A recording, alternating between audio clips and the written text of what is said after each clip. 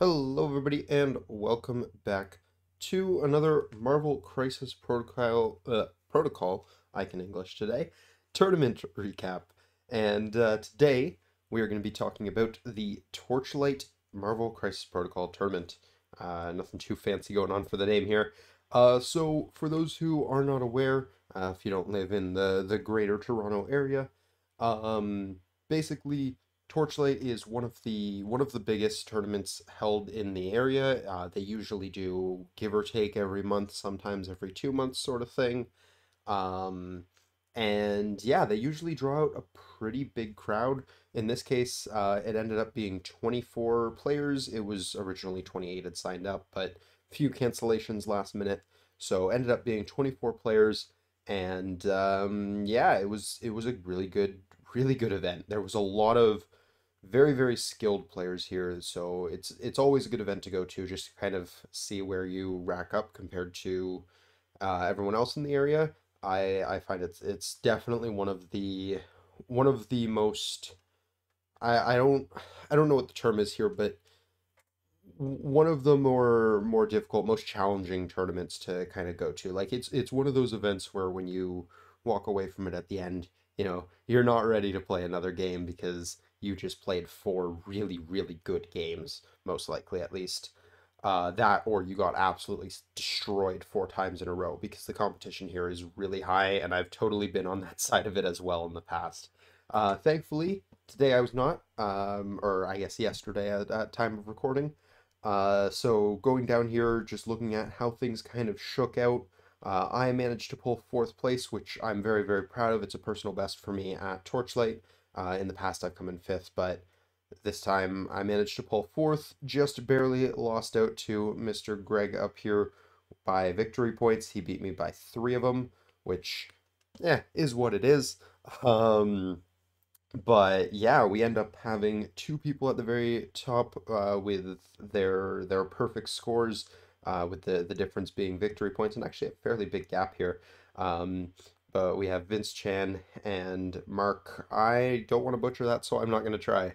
Coming 4-0 with Criminal Syndicate and Midnight Suns, respectively. Neither of them posted up their list, so unfortunately I can't talk too much about what sort of things they were bringing. Although I do know Vince was trying some spicy Midnight Suns tech with Lockjaw and Advanced R&D to get Immortal Hulk hitting the backline with two punches turn two, like round one, turn two. So I know that was some spicy tech going on up there, and I'm curious to kind of try something like that out for myself sometime soon because it seemed kind of rude, and clearly it worked out well for him. So might try and do that in a battle report or something in the near future. I think that would be kind of cool. So, just going through the list here, as you can see, we have few people from my local community showing up, including Reed. I don't think Reed is going to be doing a video on it this time around because he and I talked after the game, and he's, first of all, not super happy with how well he did, and second of all, he's forgotten a lot about a lot of his games, so he doesn't think he's going to be able to talk about them too much. So unfortunately, we won't be going too in depth with what he's doing. But if you've watched any of the X-Men reports on the channel in the past, you'll see right here his list is kind of similar to things he's been doing before. The only thing he's really added in, I think, from the last time is Angela, because she can do some nasty early game plays where she can steal back point objectives and run away, which is kind of rude.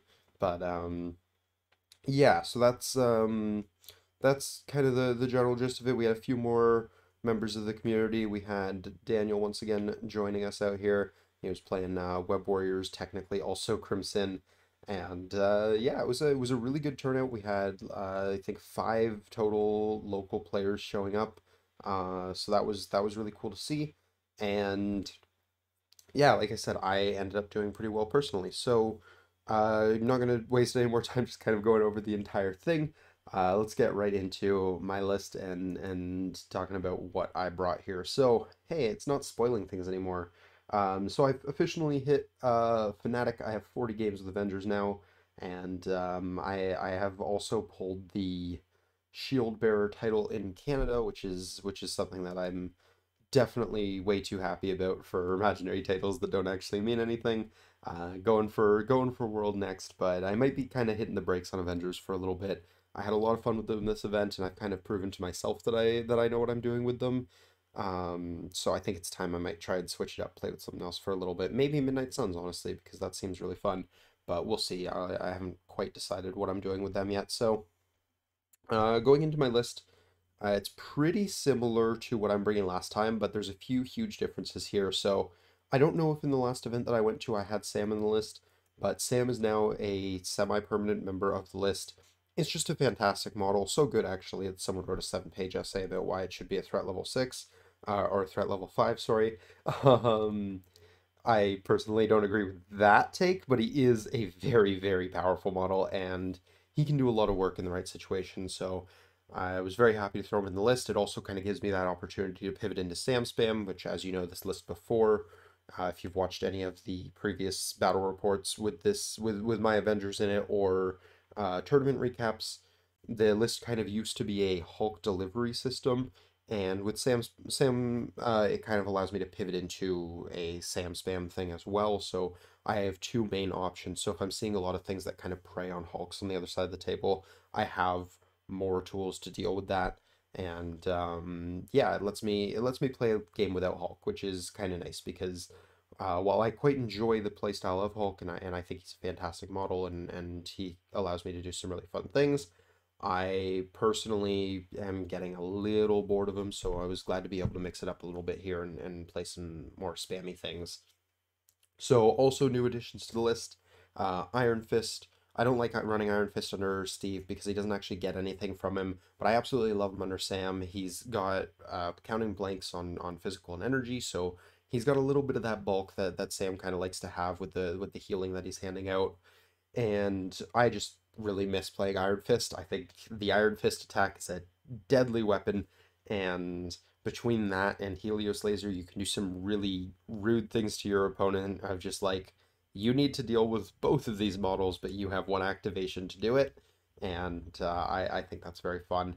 So that was an addition to the list that I'll be talking about a little bit more later. I'm really happy with that change. I think Rhino was in the list before. He's part of my kind of 19 default list, which I'm starting to feel like might not always be the best 19 list, and I'll get into that later. And then Beta Ray Bill, who I don't know if he was part of the list before, but he's just a stupidly good model. In my opinion, right now, he's probably the best model in the game.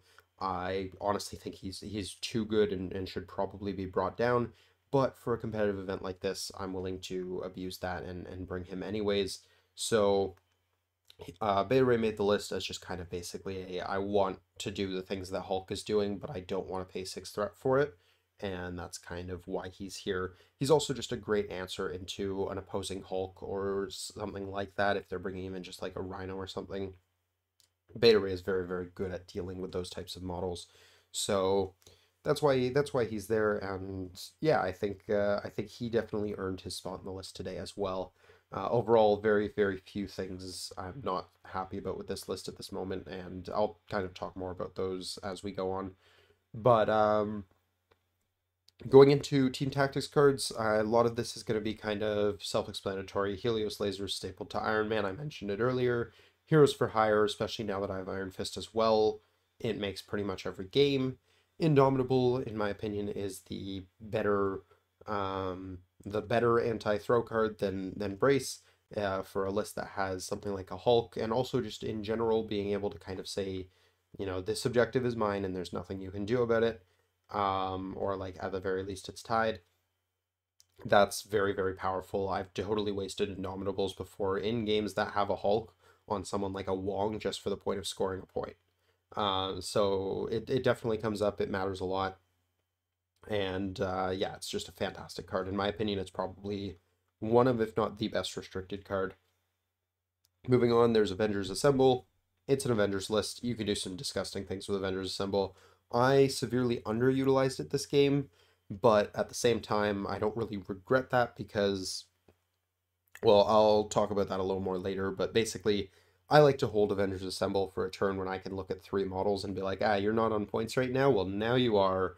and that can be, something as much as a 3 to even more point swing. So I kind of held it a lot in this tournament and ended up with a few games where I just didn't really play it, but I don't regret that because the threat of it was always there, and that forced my opponent to play around it. So that sometimes is worth it on its own. Fallback, I think, is just really good with models like Hulk. When he does start taking a beating and I'm not ready for him to go down quite yet, I can have him fall back, and I can even have him fall back to a bodyguard or something like that. So that's handy to have. Didn't make huge use out of it this game, but there was one instance where it came up pretty big. This is a robbery, is stapled to Rhino, or at least it should be. Talk about that later as well. Recalibration Matrix, I think, is really good for, Hulk actually needs to punch something here and like it needs to die. I can do that, or if my opponent spikes a dice roll really, really hard into Hulk, or really anyone here, I can recal it just to make sure they stay in the game that little bit longer if I need them to. Escort to safety, again, this is just a protection thing. I need this model to stay alive. They're low. Maybe it's Iron Fist who has the fist ready. Maybe it's Iron Man who has Helios Laser online. I need them alive just a little bit longer. Heck, maybe it's Hulk. Um, just a fantastic card. Warpath, I just put into the list, and unfortunately, I didn't really get to play it at all in this tournament. I don't necessarily regret having it in the list. I just think my tactics card slots are extremely competitive, and especially with so many character cards that I'm treating as kind of auto includes, it just doesn't make the cut a lot of the time. But I think there's a world where it does, so I'm gonna leave it in for now. And then Brace for Impact, I've swapped out for Patch Up because personally I find Patch Up is a pretty huge power drain on a lot of models that most of the models in this list don't usually have significantly more power than they can spend. Even characters like Steve Rogers usually want to be spending a decent amount of power between having an auto throw on his spender and being able to bodyguard and vibranium shield if my opponent decides to actually target him at all.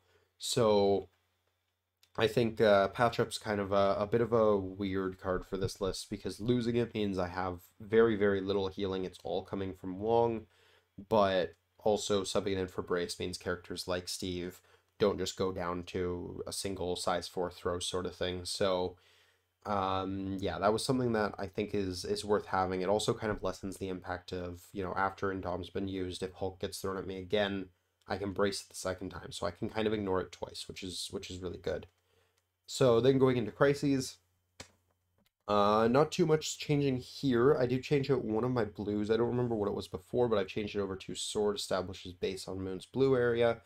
Um, Historically, I've had a really bad time with this scenario. I wanted to try it out because it is a relatively tight scenario. I think models like Hulk and Sam Spam both really enjoy that scenario because Hulk can kind of reach everything on it. Sam is also going to be able to reach everything on it pretty easily, and his leadership will allow my models to move between them quite easily as well.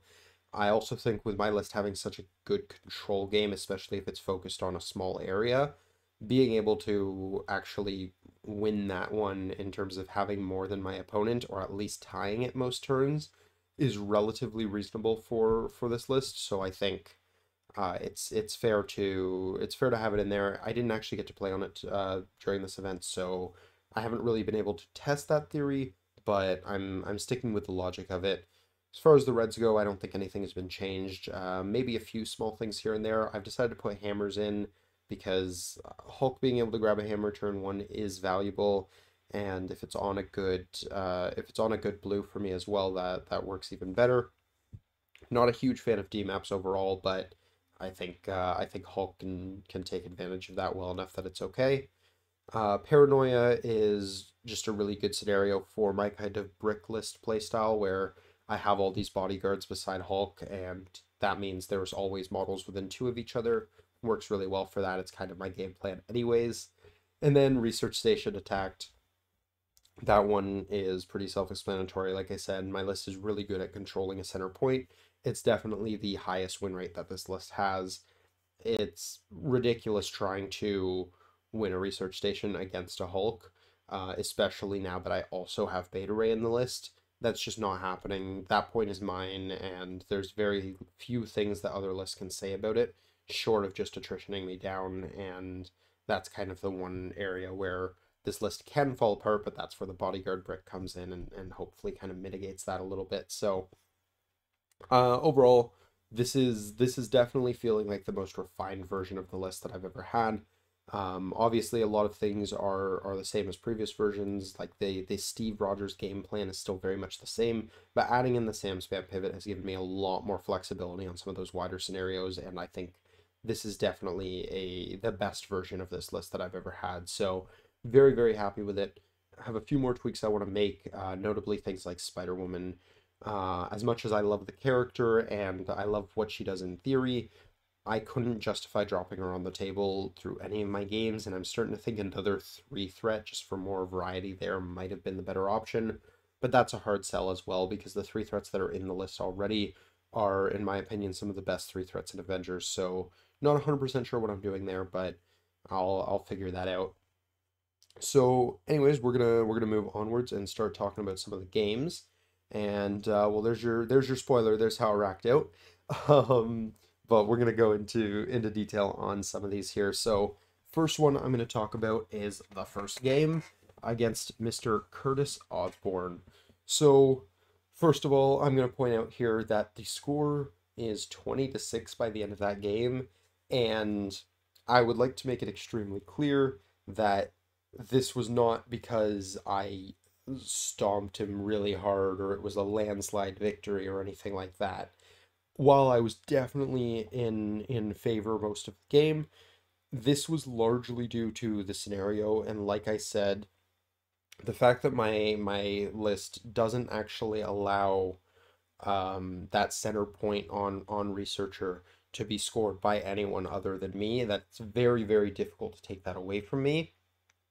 It means most of the time my opponent is barely scoring more than a point, and in this case, that was just kind of what happened. Was like the research station remained mine the entire game. If the attrition had started to swing his way, he might have been able to take it from me, and that score would have flipped very, very quickly.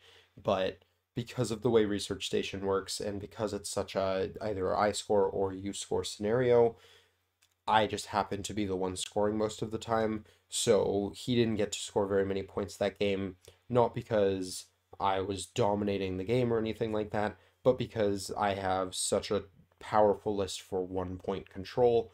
As far as superpowered scoundrels go, that one kind of forced me to pivot a little bit, and I'm gonna see if I can actually see what Mr. Curtis was bringing. He didn't post his list, so I'm gonna have to go kind of on my memory for this one. But so this was I chose 15th threat. He won the role to go first, and in hindsight, we talked about the game afterwards. He was saying he probably should have picked my blues to avoid research station, but he picked my reds. We pulled research station. That was super lucky for me because he's playing A Force, and that means he's starting with a 6 threat model. And then when we get superpowered scoundrels on top of that, so you have to be able to go a little bit wide but still have really good center control. That was just not a great situation for him. That said, when we're sitting there looking at the lists, I noticed right away he's got a She-Hulk, obviously, and he has a Beta Ray in his list. So I decided to do something that for me is a little bit risky, not because it's a bad list or anything like that, but because I have a much less personal experience with it. So for my I chose 15th threat because I knew I was going to make him really, really tight on points, and I thought that was a smart idea, and I don't regret that in the slightest. But it also kind of put me into an awkward position where I had to decide whether Hulk actually made the table or not in this game. And ultimately, I decided because of the Beta Ray, because of the She-Hulk, two models that are both capable of preying on a Hulk in the hands of a skilled player.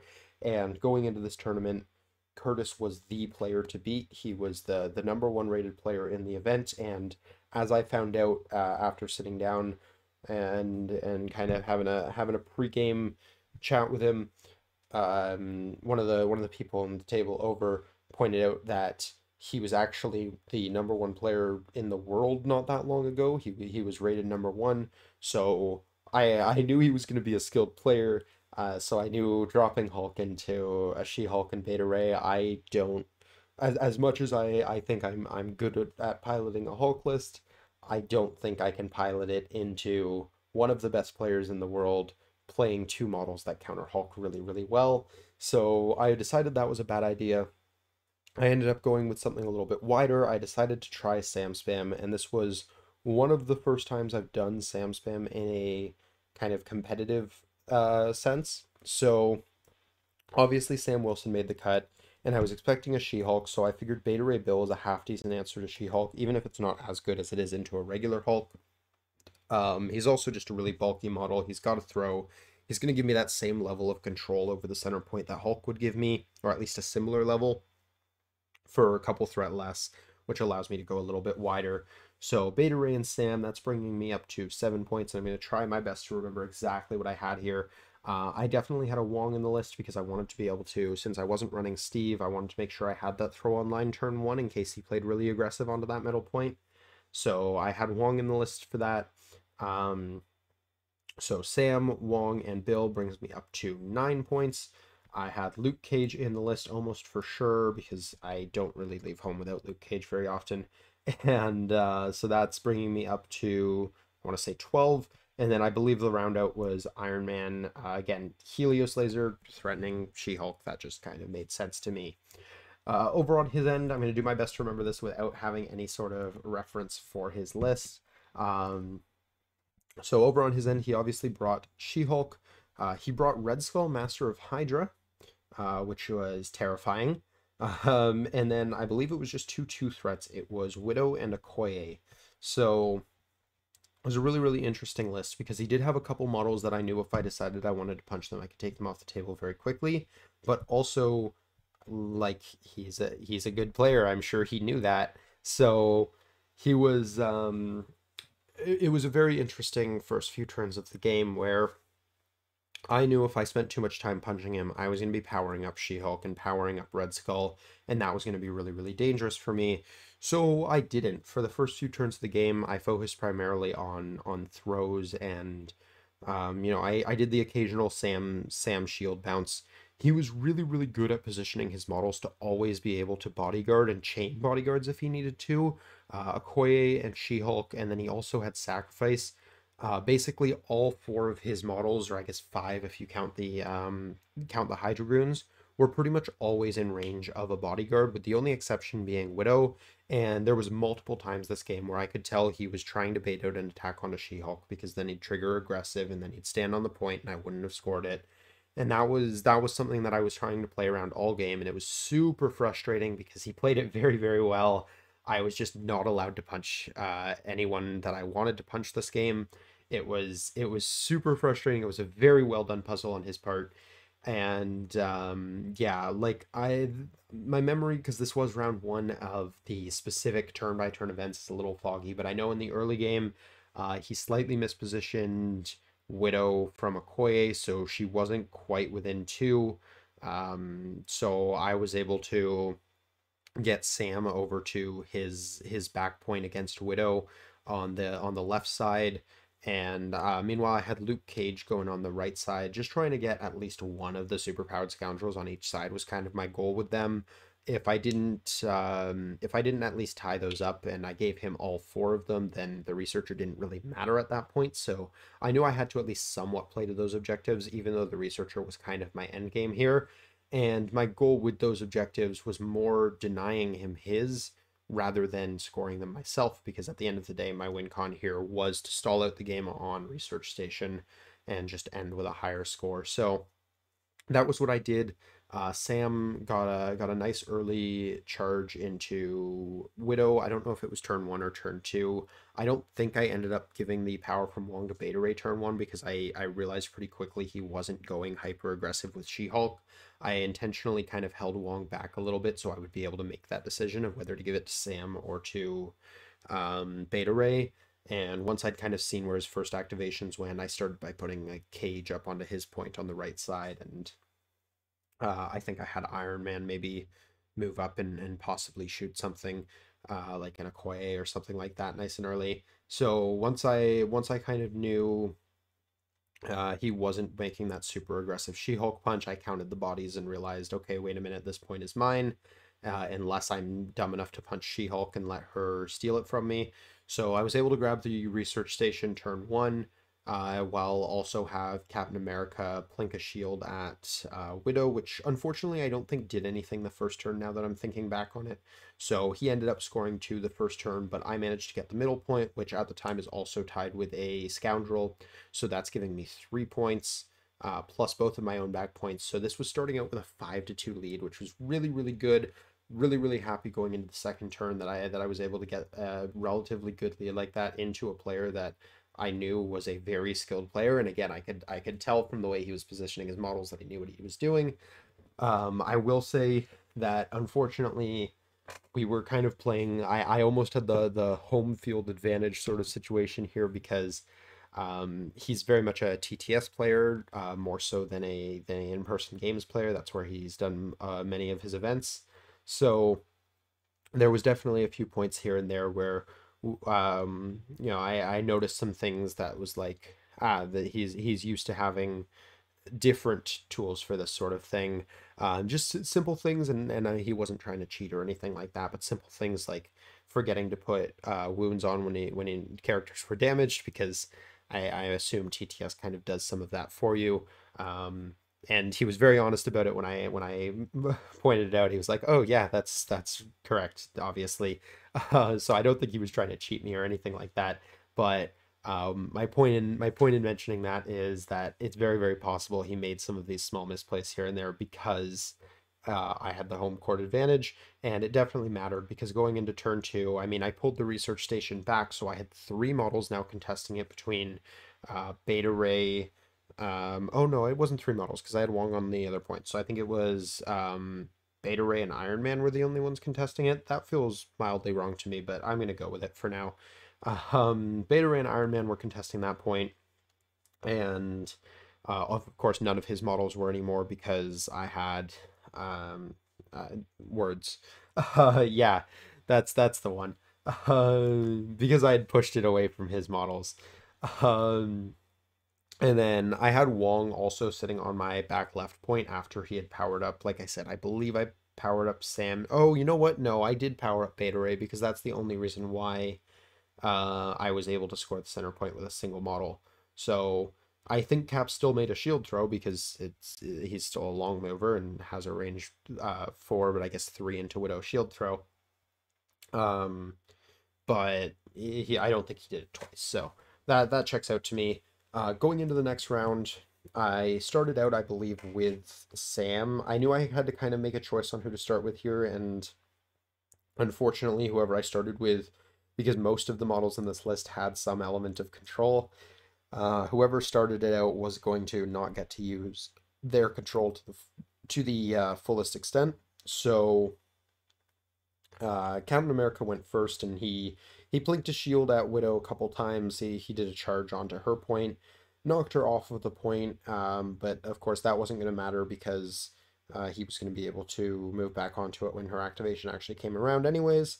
But I got a couple damage into her, which would be relevant later on, so that was decent. That was kind of all I really cared to do there, and yeah, that was solid. I was okay with that. So then we move over to kind of the center of the board, and I don't remember exactly what he did with his models here. Unfortunately, his Red Skull was kind of rolling a little cold most of this game. I don't think it was quite this turn, but I know, or no, it definitely wasn't this turn. I think he had the grunts probably shoot at Beta Ray or something. I noticed he did put a lot of attacks into Beta Ray, which I don't think was necessarily the right call, just because I did have access to Wong for healing and I have the leadership for healing. So Beta Ray is a very tough model to take down on a good day, and with that much kind of healing and also things like Heroes for Hire was still kicking around.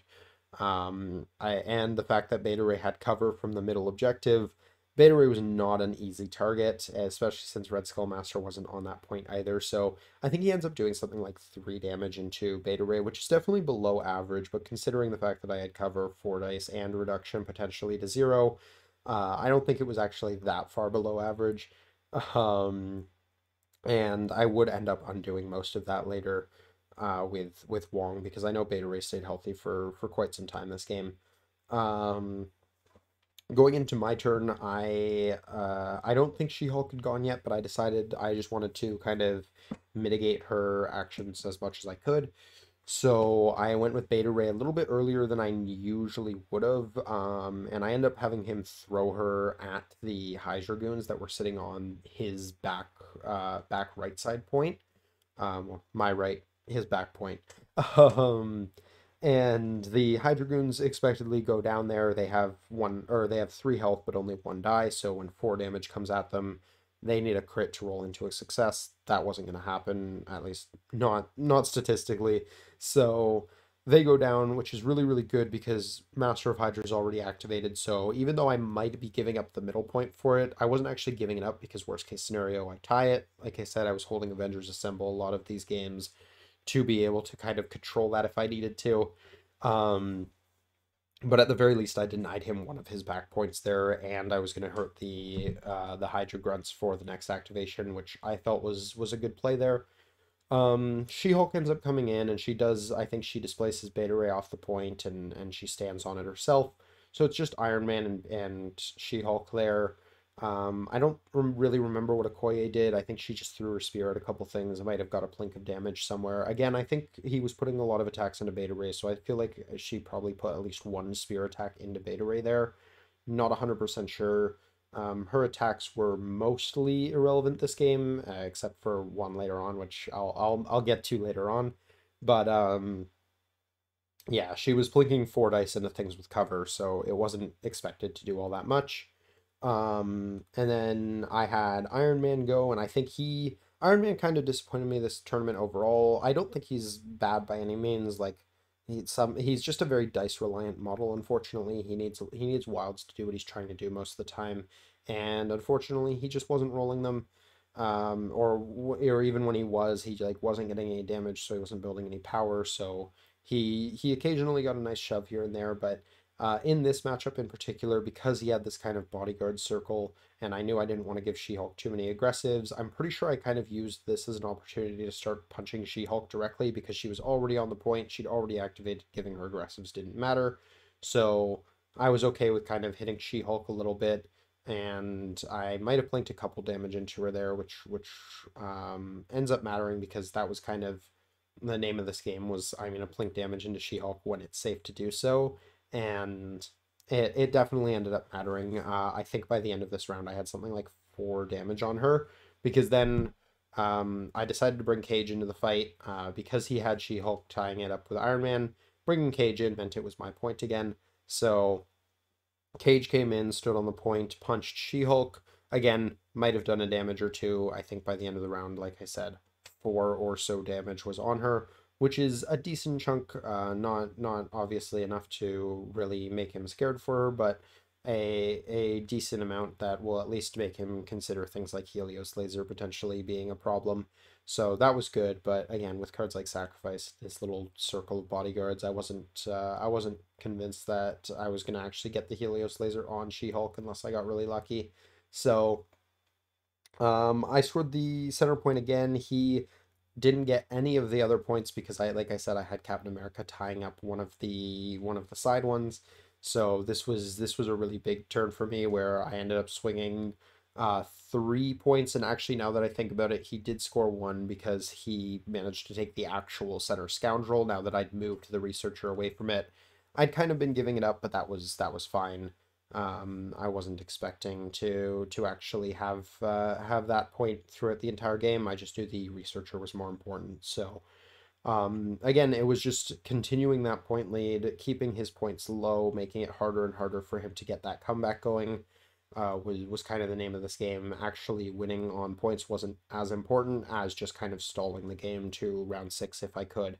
So going into the next round, I think he had the Hydra Goons, or he had Red Skull and the Hydra Goons go first, and the Hydra guys spawn in, and they decide to unload into Sam, and Sam decides to pop a Vibranium Shield and then go down anyways, which was really unfortunate because I'm pretty sure he was sitting on full health at this point, but they just got a really good roll. So Sam goes down, triggers my leadership. I think I used that to heal the last point of damage off Beta Ray Bill, because like I said, Wong existed this game.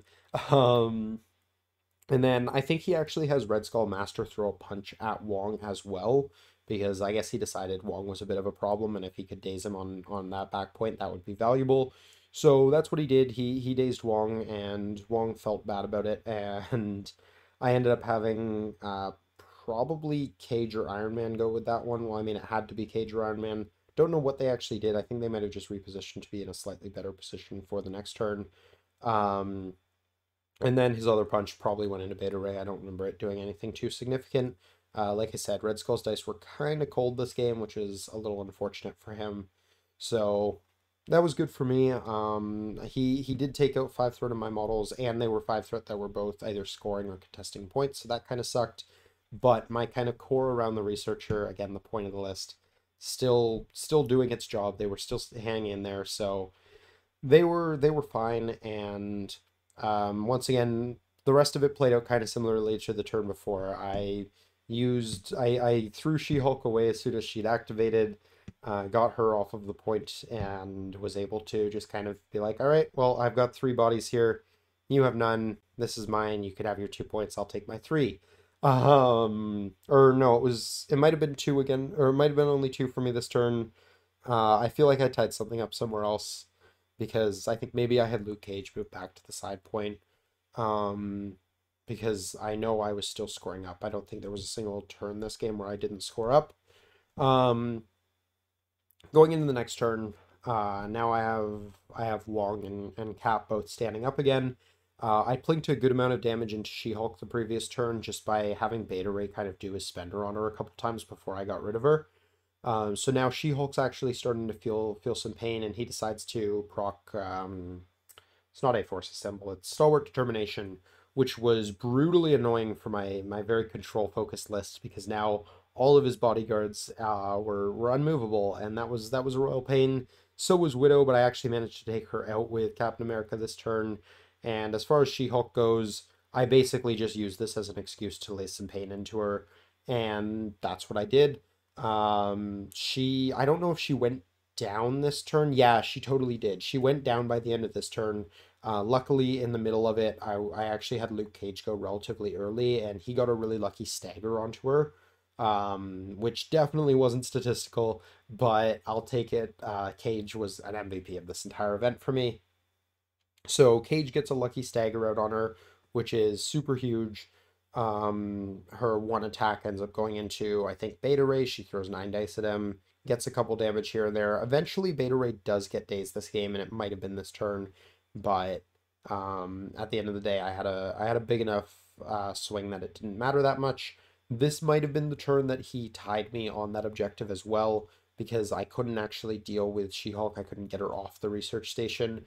So I'm pretty sure he dazed Beta Ray this turn now that I'm thinking about it. But then I did manage to take down She-Hulk, and I think he had it was either it wouldn't have been Widow. Oh, you know what? No, Sam didn't take out Widow this turn. Widow ran over to the point to contest it, so that way I wouldn't score it. That was what happened here. So I wasn't able to score that point because again I wasn't able to displace anything this turn, except Red Skull, which wasn't as important. He had the Red Skull goons run over to my back point, and it was either this turn or early in the next turn, but he once again has the Red Skull goons open fire on, or no, it was a Okoye this time. She threw a spear at Captain America and just took him out of the game, which was really unfortunate. Captain America's defense were just not showing up this game, but I can't really complain because, like I said, he had some cold dice here and there as well, and I got the stagger with Luke Cage, so I kind of lost the right this game to complain about dice. So, um, basically after that, She-Hulk was off the table. I'd lost Sam, which sucked, but I had enough of a lead at this point, especially with his main control piece off the table, that I was just kind of able to continue this. I was trying to get the Helios laser out on Red Skull, but I knew with Sacrifice and Okoye wasn't going to happen, so I kind of focused my next couple turns on just dealing damage to Okoye and Black Widow while holding that middle point. Again, Beta Ray being huge for this. He had no one left who could really lay the pain into any of my guys except for Red Skull, who, like I said, just wasn't rolling all that hot this day. So that didn't quite work out for him. I was able to just kind of keep scoring that point, whittling down his models, and towards the end when I was like, okay, well this is probably game turn. I basically scored every point on the board, which was pretty huge. And that was how I was able to end up at 20 to, unfortunately, he basically stopped scoring points after that, and he ended with 6. So not much he could really have done that I noticed in that situation. It was a super tight game though. Like it was one of those ones where if I had decided to activate models in pretty much any different order, he definitely could have turned that around very quickly. But thankfully, this was just kind of the scenario worked out much more to my favor than it did to his. And Red Skull rolling a little cold let my models stay alive a little bit longer than they probably had any right to. So that was really good. Moving into the next round, and I'm realizing I spent way too much time on that first round, so I'm hopefully going to try and speed things up a little bit here. I was playing against Isaac. Isaac's a player that I've never met before this event, so that was cool to see. And actually, Curtis might have been the same. I've probably seen him at previous events, but I don't know if I'd ever actually played against him. So getting to play against Isaac was cool because I hadn't seen him around before. Talked to him a little bit. Really, really nice guy. Seemed like he was not new as in like fresh to the game, but newer to the game. But he clearly knew what he was doing. He's good friends with Vince, it seemed like. So he clearly, he hangs out with people who are very, very good at the game, and he's definitely picked up from that. He is a very, very good player. I could tell while playing against him. Again, he was making a lot of really good decisions at really good points in time. We ended up playing Paranoia Infinity Formula, and he decided to drop Emma. He was a dual leadership with this one. I don't remember what the other one was now that I'm thinking about it. Does he actually have his list here? Let's find out. Isaac. No, but it was Asgard was the other one. Yeah, that checks out, actually. I remember that now. So he was dual affiliation and to Asgard. And we end up playing Paranoia Infinity Formula. I think Paranoia was mine. Infinity Formula was his. So once again, choosing my reds, which I'm fine with. He was saying he was kind of coming from the background of an X-Men player, so I kind of had an idea of what sort of things he might be trying to throw at me. He said this was kind of his first time running Emma, was in this event, so obviously he's probably played her in X-Men, but as a leader. So there was definitely a bit of a experience advantage here because I kind of knew my list better than he knew his. And probably, honestly, I probably knew his list better than he knew his as well because I've been playing a lot of Asgard lately at my locals. So, into this one, I chose 16 threat, again, choosing to keep it on the lower end. And once again, I decided to go for a bit closer to a Sam Spam. I didn't feel like Hulk was going to be very good on such a spread out Infinity Formula here. So I wanted to go the spammier route. He had a Hulk and a Beta Ray in his list as well. And again, it wasn't a matchup I was looking forward to doing, was the Hulk Beta Ray versus Hulk Beta Ray. Just didn't seem like what I wanted to be going for. So to try and dodge that, I made sure I brought my own Beta Ray, but I didn't bother dropping Hulk. I didn't want to see that mirror. And interestingly enough, we ended up mirroring anyways because he didn't bring his Hulk either. So my list ended up being Sam, Beta Ray. I don't think Wong actually made the cut this time around. I'm trying to think who else did. I think it was Luke Cage, Iron Fist, and Iron Man. You guys can let me know if the points actually work out for that or not. But yeah, so at 16 threat, that sounds roughly right to me. I feel like I'm missing, right, because it was Sam, not Cap. So yeah, that is 16 threat, I think. So basically it was kind of what you would expect. We decided to split flanks. He, I don't think, had played on Infinity Formula, or not Infinity Formula, Paranoia before, or if he had, it had been very few times. So again, had a bit of an experience gap, which was working to my advantage here because I was very, very familiar with Paranoia, obviously, and Infinity Formula I think everyone's familiar with. So I was very excited because this was the first time I've gotten to put Iron Fist on the table in a long time, and I love that model, and I wish he had a place in my Steve Avengers, so I'm glad that he has one in my Sam Avengers. And so I decided to have Beta Ray kind of go down the center. I wanted him as a bit of a pivot piece. He had Ulik go down the center. He had his Beta Ray go down the right side. And on the right side for myself, I want to say Sam and Wong, or not Wong, Sam and Iron Fist. And this was a weird choice for me because Sam was kind of stuck between two choices he didn't really like. He had to either go down the side that had Beta Ray or down the side that had Emma, and both of them are kind of capable of preying on him. Emma, of course, having Mystic attacks, and Beta Ray having the Summon the Storm attack, which is actually really, really effective into flying models. So this was a bit of a tough one, where I knew I was kind of putting him somewhere he was at a bit of a disadvantage. But I put him with Iron Fist, so I was kind of just hoping the threat outweight would win me that side of the board. Um, Over on the other side, what did he have? So he had Emma and Lizard, I think was his other model over there.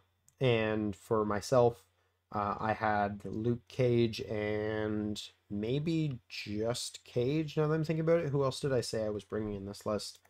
Um, Let me just see real quick. Oh, Luke Cage and Iron Man. Luke Cage and Iron Man. That checks out. This went really interestingly.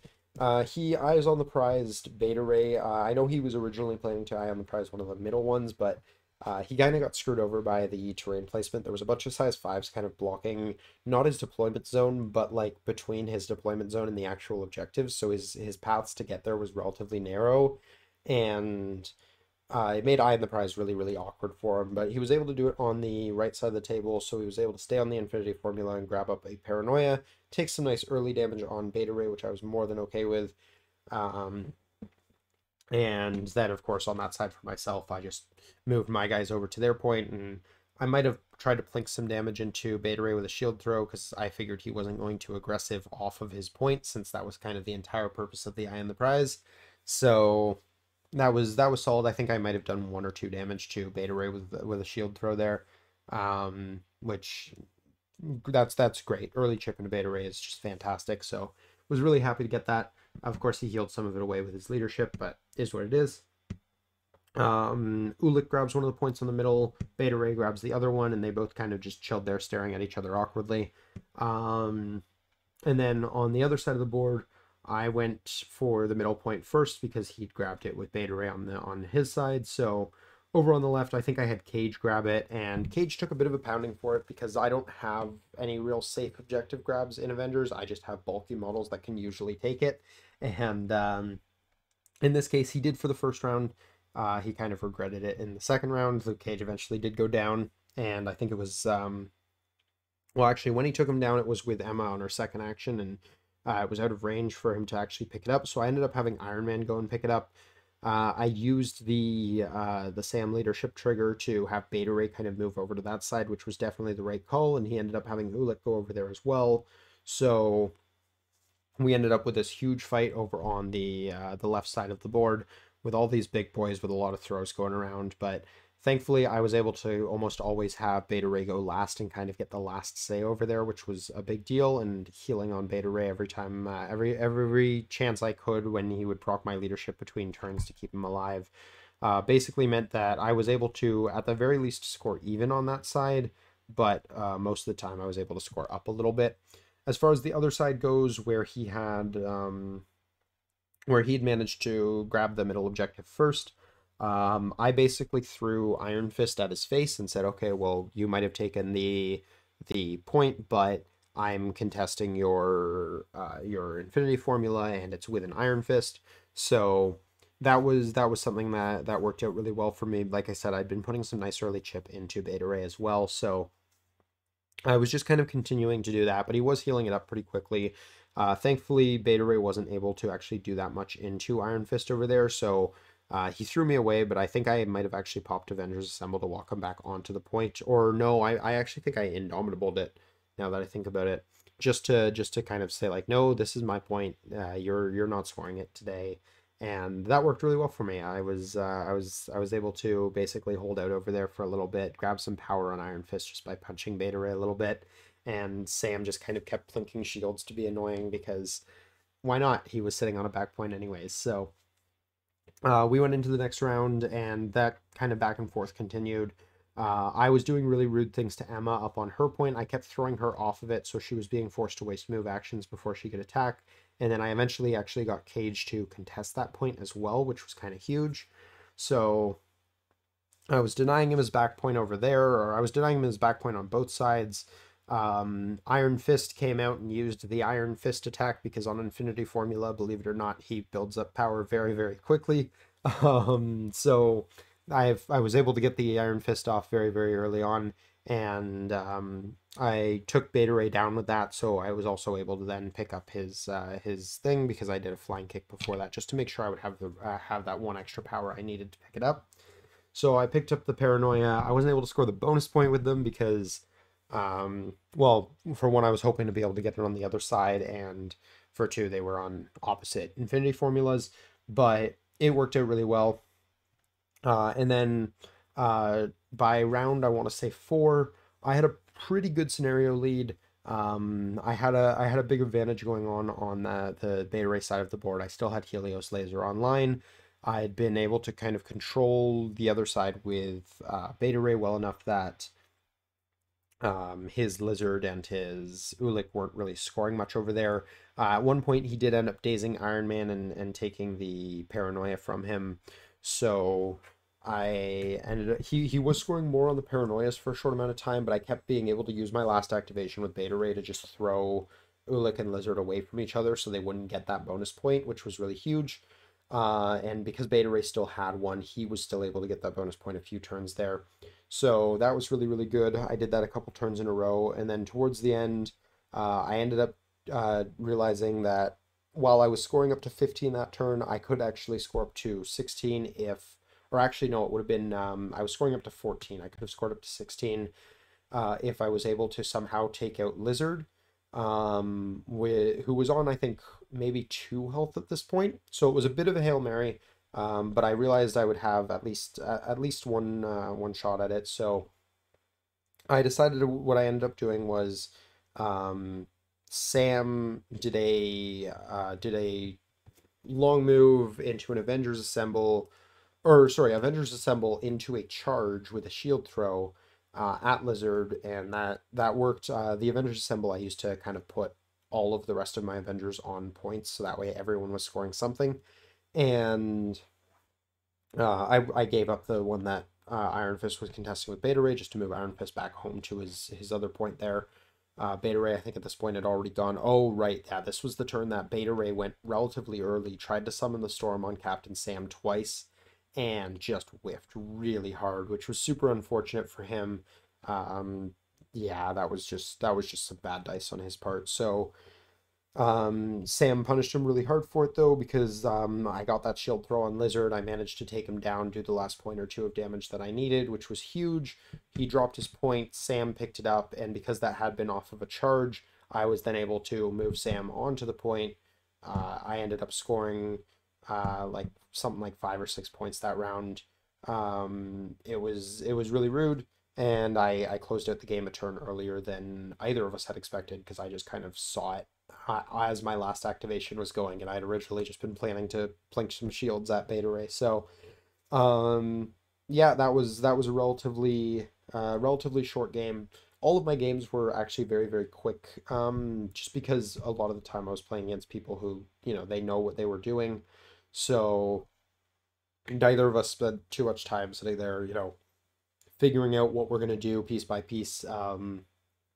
We kind of already had our plan, and we just kind of stuck to them, and that was really good about this event. When you're playing at that higher level, you get to have really fast-paced games because you and your opponent both know exactly what you're doing for most scenarios. So that was really good. So going into the next round, I was paired up against Eric. Now Eric is inevitable in Canada. He's got the Black Order, the Black Order title. So he's a very good Black Order player. I've played against him many times. He's been going to events for pretty much the same amount of time that I have. I started, I think one of my first major events was also his first ever event. So that was really cool. We've been kind of, we get paired into each other a lot. I think this was our 5th or 6th game at this point. So we've played this matchup 50 times.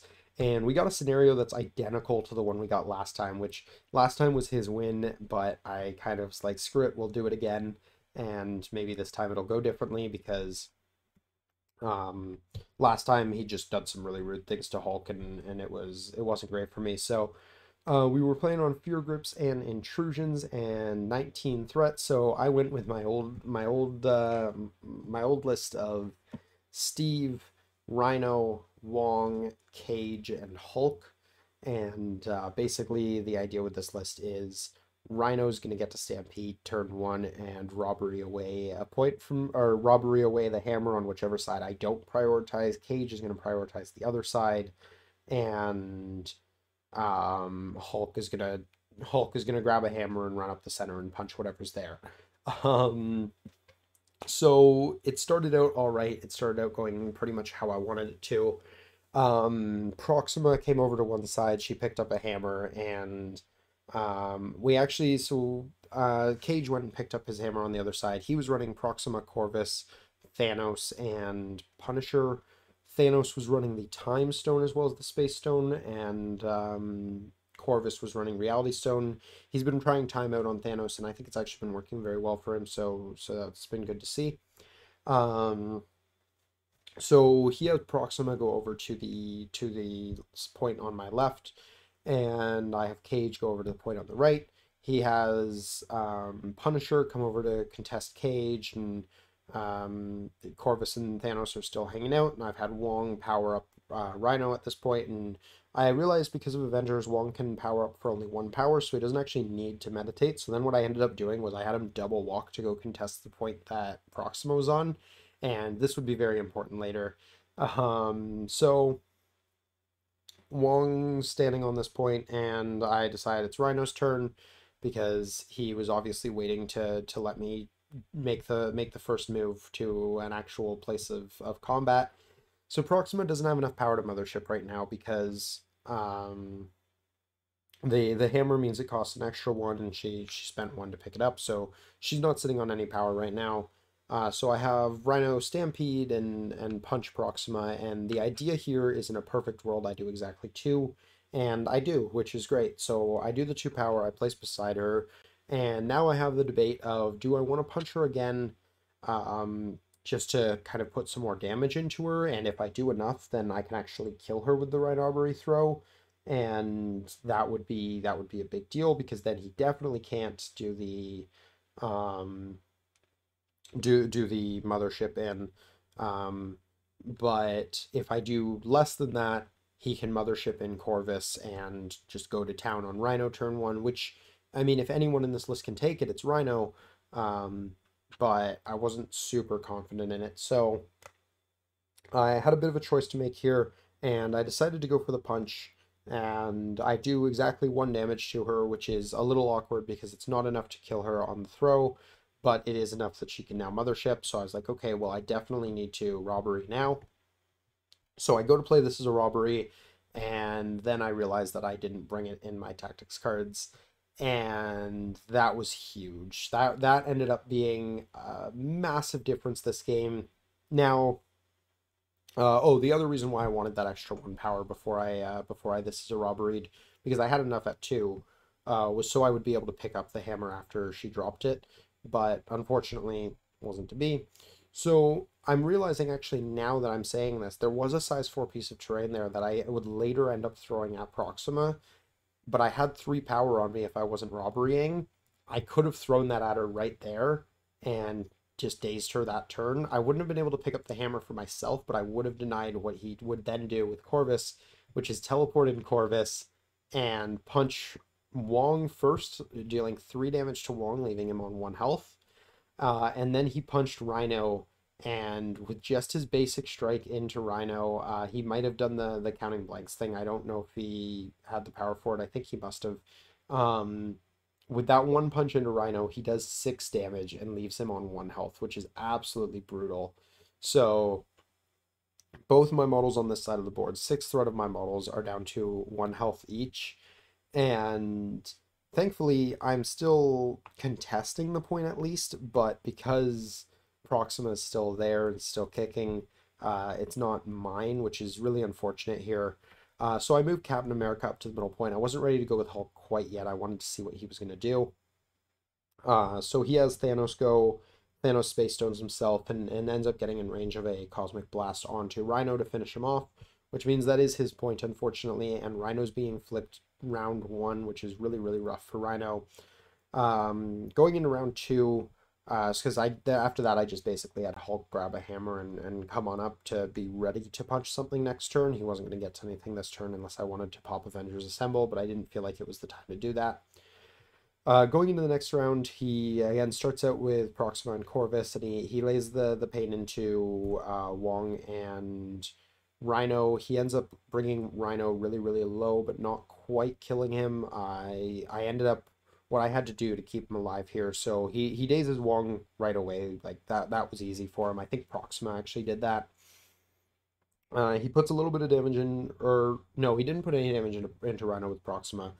I think he might have whipped an attack, or Rhino got a decent block or something like that.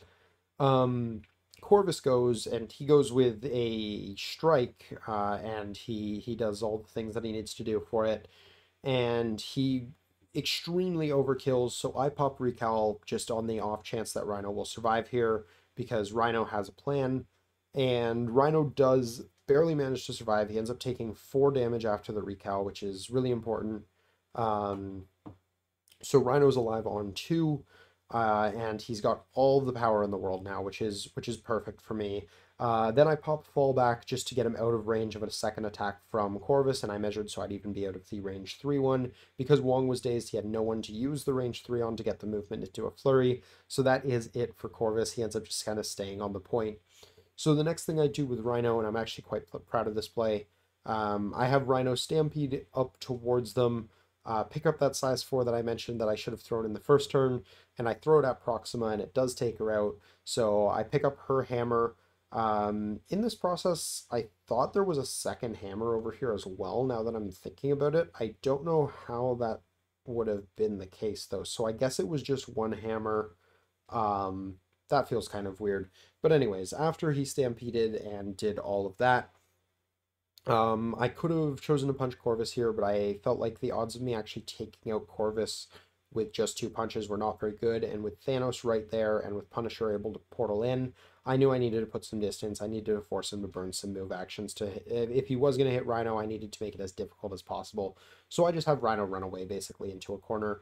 There might have been a world where maybe I should have run him towards Hulk, just to kind of force him to make some choices over there. Oh, but now that I think about it, I actually had a Hulk move over to the right side portal, to kind of just basically say like, "Ha, Punisher, yeah, you're not going to be relevant this game," and I wanted to take him out as quickly as I could.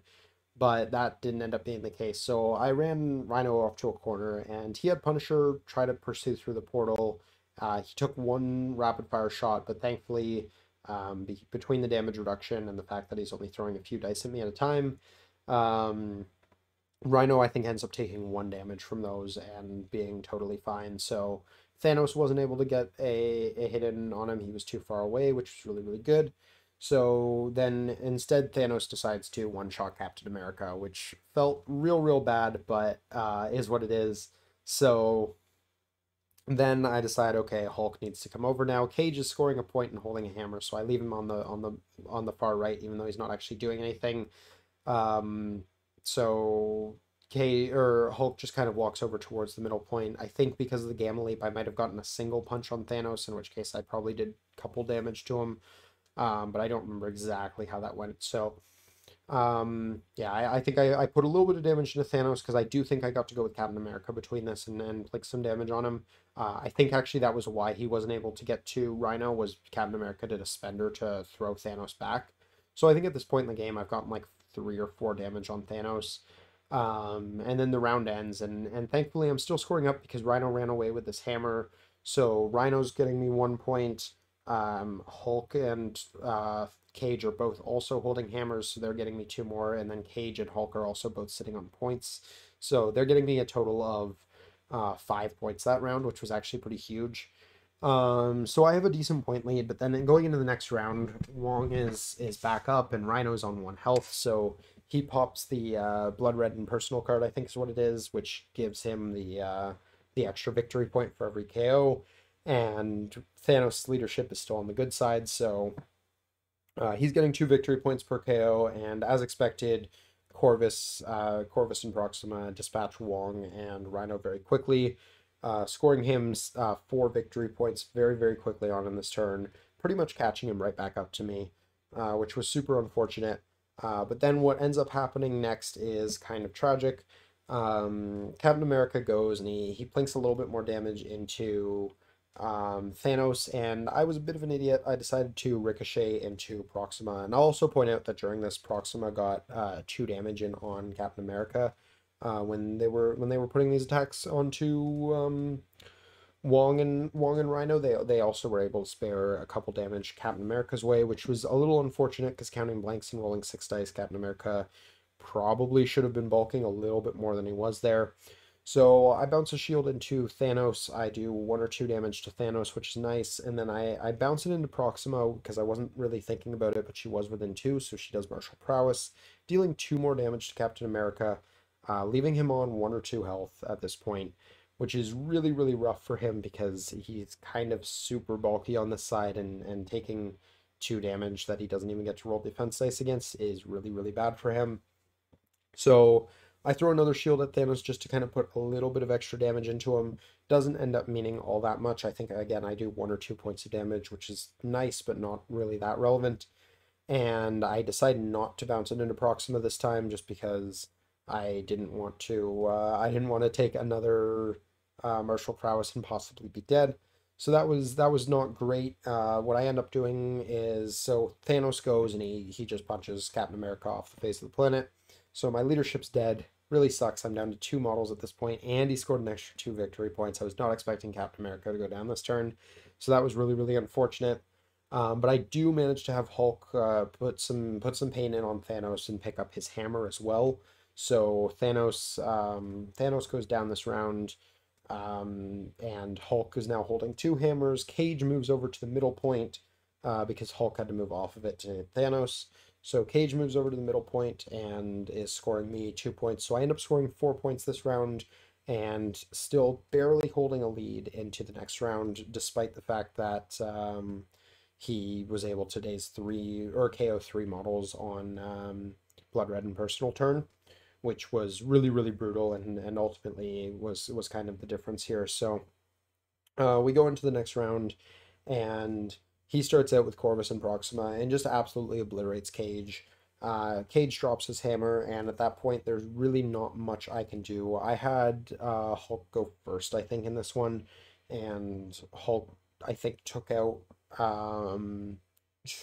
Proxima. Now that I think about it, it was just Corvus that went.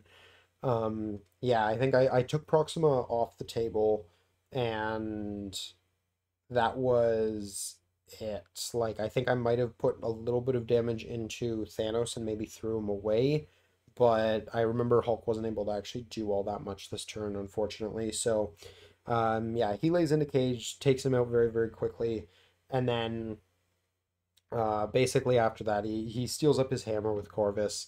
He's scoring more than me now passively, and he has full activation control. So he kind of realizes, wait a minute, if I walk everyone that I have onto a point and I get a push trigger on a 8 dice energy attack from Thanos against Hulk, I can just win the game this turn, and so he does. He has Thanos push Hulk off the point, teleport through the portal over to the far point. Punisher just walks over to his point after picking up Rhino's hammer from the previous round, and he scores up to game that turn. It was a little unfortunate. Cage didn't actually get an activation, so I had very little I could have actually said about that round, which was quite unfortunate, but is what it is. Eric took the game there. Dice were definitely a little spiky on his end, but to his credit, he is a very good Black Order player. So, yeah, no, that's how that one wrapped up. I lost a lot of points very, very quickly just because none of my models were able to kind of stand up for more than a round. But yeah, that is what it is. Happens sometimes. I definitely had my fair share of dice, especially as the next round would see, where well, let's see if I can actually pull up what his list was, but I think I remember it relatively well. Let's see, there he is, and yeah, he does have his list posted. So, holy Mackinac, I don't think that's his actual name. He was bringing Weapon X, and yeah, it was he ended up bringing, I want to say, X-23, Sabretooth, Pyro, no Logan, which I noticed, Honey Badger, Domino, and I think that was the entire list. What scenario were we playing? Let me go back to this game real quick. Um, we were playing Research Station and Mutant Madman. Research Station again being mine, Mutant Madman being his. I went again with 15 threat because the low threat games seem to be working out better for me today. Um, so went with the lower threat value, and this one was just kind of unfortunate for him. His dice just were not showing up. Pyro did all right. He was throwing out a lot of roots and slows and incinerates. Basically, my entire team was incinerated all game. But once again, I used my usual game plan of I'm just going to kind of bulk around the center point. My list here was another Sam led, but this time I did have Hulk in the list because I felt like Hulk was a good answer into Weapon X in general. A lot of their models, while they hit him relatively hard, they're not taking him down in one turn, and a lot of their models kind of prey on like squishier and more like three threat models and stuff like that. So I wanted to make sure I still had Hulk there, especially to hold down that center point and be a kind of focus point for him. So I was running Hulk, Sam, Iron Man, and Cage. That might have been it. Now that I'm thinking about it, that does add up to 15. So yep. So that was my list, and basically he just kind of couldn't get the damage through where he needed to get it through. Cage was an absolute beast in this game. He tanked everything very, very hard. Like he was never taking more than 1 or 2 damage at a time, which was fantastic. And then also when he decided to punch, I think he burned exceptional healing because he did a Power Man punch for like 6 successes, which is absolutely absurd. He did another one after that, which ended up taking down the model he'd been trying to hit anyways. And then in a later round, he ends up using, I think, a Power Man punch to take Honey Badger off the table. And Honey Badger was the one he'd done it to the previous round. And then he got a Spender to also take X-23 off the table after Hulk had slapped her down the turn before. Domino was going down the right flank against Iron Man, and that one went interestingly. We both flipped the point, and then I kind of had Iron Man move towards the center to be relevant on the center point, which worked out well for me. Domino, on the other hand, she started trying to come in, but she was just out of range of getting her range 3 on most models, which was unfortunate for her. So she was just kind of reapplying some incinerates because I actually had some turns where I was running out of things to punch and I was just shaking. Um, Captain America was up against, I want to say, Sabretooth on the left side of the table. Sabretooth ended up coming in towards the middle while Captain America went up to try and steal the back point. Actually failed to steal the back point from him because it is a pay to flip and it's just physical defense needing an attack success. So that was really unfortunate. Sam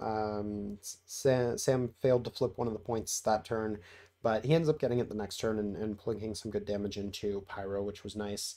But yeah, Pyro was an absolute menace. I ended up putting the dossier on Hulk, which was mildly problematic for him because he couldn't break through any of my bodyguards between Cage and actually I guess it was just Cage. Cage was just a royal pain in his side.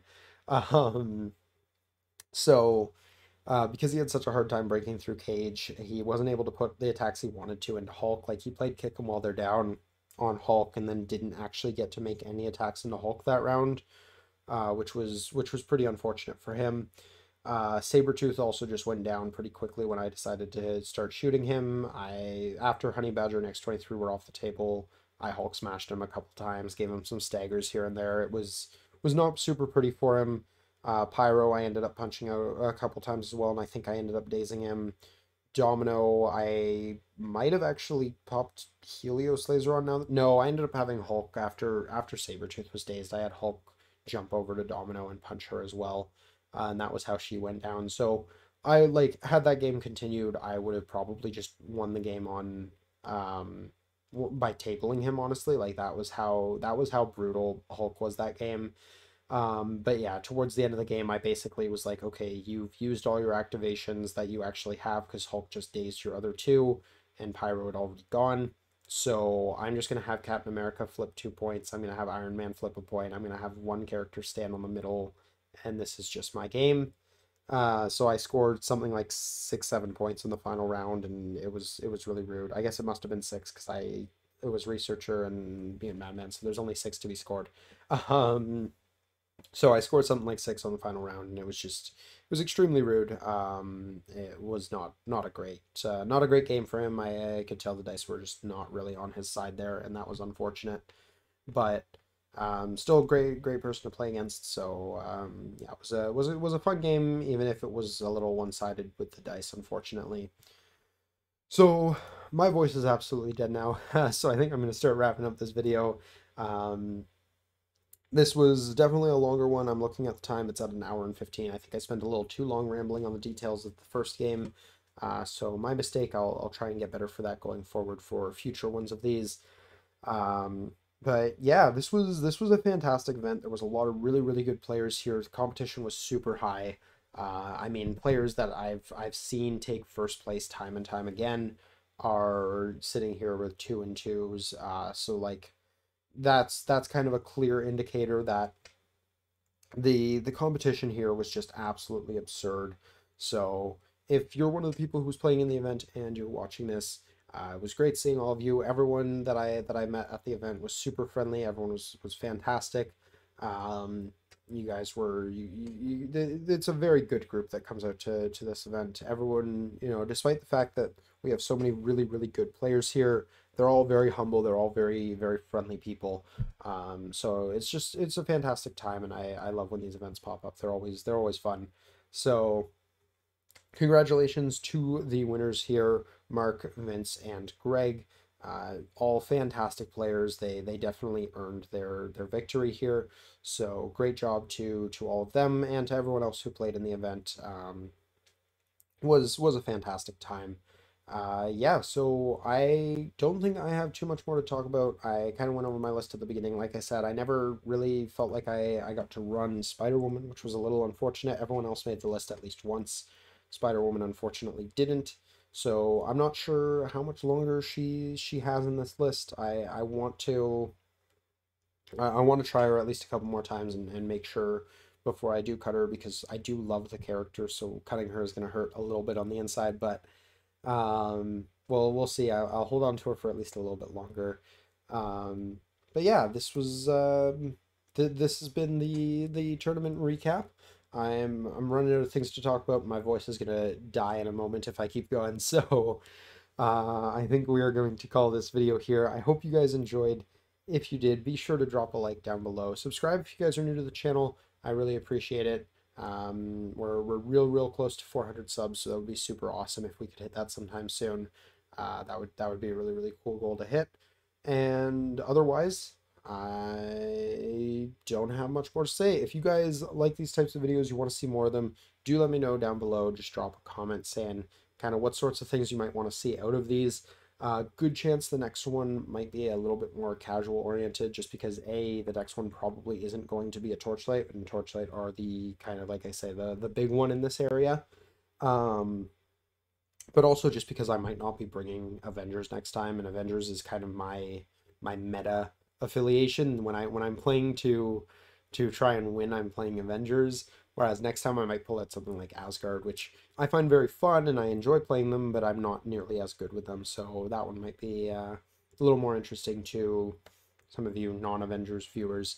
Um, Unfortunately, like I said, I don't think Reed's going to be doing a perspective on his side this time, but that's just because A, he didn't do as well as he wanted to, and B, he doesn't remember much of his games. So yeah, I think that's gonna wrap this up though.